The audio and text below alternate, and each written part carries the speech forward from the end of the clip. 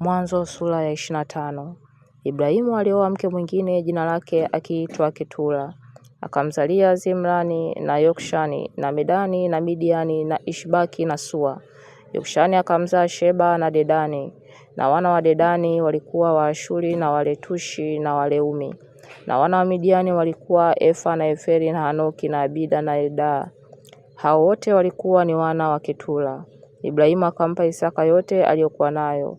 Lakini wana wa Masuria aliokuwa nao Ibrahimu akawapa zawadi, naye akawaondoa katika mahali alipokaa Isaka mwanawe wakati wa uhai wake, waende pande za mashariki mpaka nchi ya Kedemu. Hizi ndizo siku za miaka ya maisha ya Ibrahimu alizoishi, miaka 175.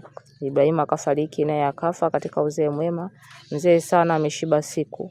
Akakusanyika kwa watu wake. Isaka na Ishmaeli wanawe wakamzika katika pango ya Makpela katika shamba la Efron bin Sohari Mhiti lielekealo Mamre, katika lile shamba alilolinunua Ibrahimu kwa wazao wa Hesi. Huko ndiko alikozikwa Ibrahimu na Sara mkewe.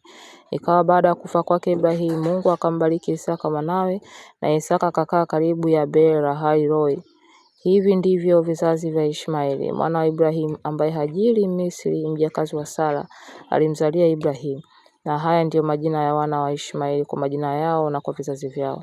Mzaliwa wa kwanza wa Ishmaeli ni Nebayosi na Kedari na Abideeli na Mibsam na Mishma na Duma na Masa na Hadadi na Tema na Ituri na Nafishi na Kedema. Hao ndio wana wa Ishmaeli, na hayo ni majina yao katika miji yao na katika vituo vyao, Maseiri 12 kwa kufuata jamaa zao. Na hii ndio miaka ya maisha ya Ishmaeli, miaka 137. Akakata roho, akafa, akakusanyika kwa watu wake.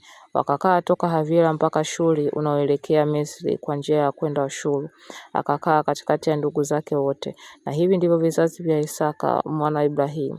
Ibrahimu alimzaa Isaka. Isaka akawa mwenye miaka 40 alipomtoa Rebeka binti Bethueli Mshami wa Padani Aram, ndugu wa Labani Mshami, kuwa mke wake.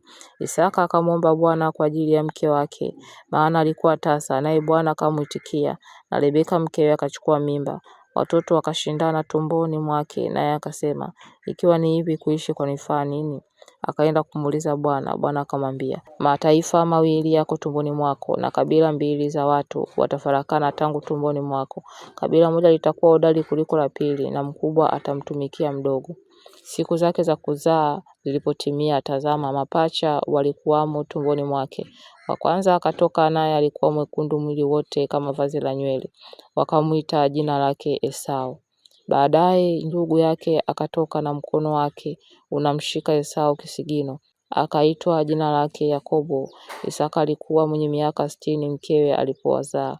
Watoto wakakuwa. Esau alikuwa mtu ajuaye kuinda wanyama, mtu wa nyikani, na Yakobo alikuwa mtu mvumilivu mwenye kukaa hemani. Basi Isaka akampenda Esau kwa sababu alikula mawindo yake, na Rebeka akampenda Yakobo. Yakobo akapika chakula cha dengu. Esau akaja kutoka nyikani, naye alikuwa amechoka sana. Esau akamwambia Yakobo, tafadhali unipe iko chakula chekundu nile, kwa kuwa ninazimia mimi. Kwa hiyo walimuita jina lake Edomu. Yakobo akamwambia, kwanza niuzie leo haki yako ya mzaliwa wa kwanza. Esau akasema, tazama, mimi ni karibu kufa, itanifaa nini haki hii ya uzazi? Yakobo akamwambia, uniapie kwanza, naye akamwapia. Akamuuzia Yakobo haki yake ya mzaliwa wa kwanza.